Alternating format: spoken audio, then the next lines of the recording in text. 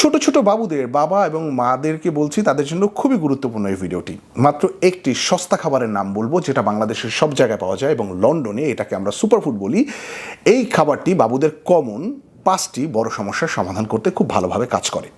কিছু বাবু আছে যারা ঠিকমতো খাবার খেতে চায় না, যার ফলে তাদের ওজন খুব কম হয়। কিছু বাবুদের রোগ প্রতিরোধ ক্ষমতা খুব কম হয়, যার ফলে বারবার সে অসুস্থ হয়।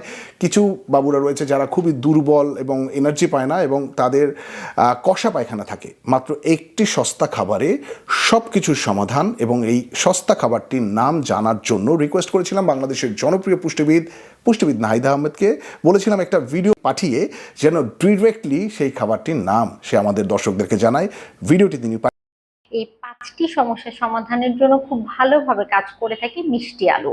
যখন বাচ্চা সলিড শুরু করবেন 6 মাস বয়স থেকে, সেই সময়টি আপনারা চাইলে লিকুইড বা সেমি লিকুইড বা ম্যাশ করে মায়ের বুকের দুধের সাথে অথবা পানির সাথে মিশিয়েও কিন্তু আপনারা এই খাবারটি 6 মাসে যখন শুরু করবেন খাবার, তখন এটি শুরু করতে পারেন। বয়স বাড়ার সাথে সাথে তাকে বিভিন্ন ফরম্যাটে সালাদ হিসেবে তৈরি করে দিতে পারেন, বা প্যানকেক বা কাটলেট তৈরি করেও কিন্তু দেওয়া যেতে পারে।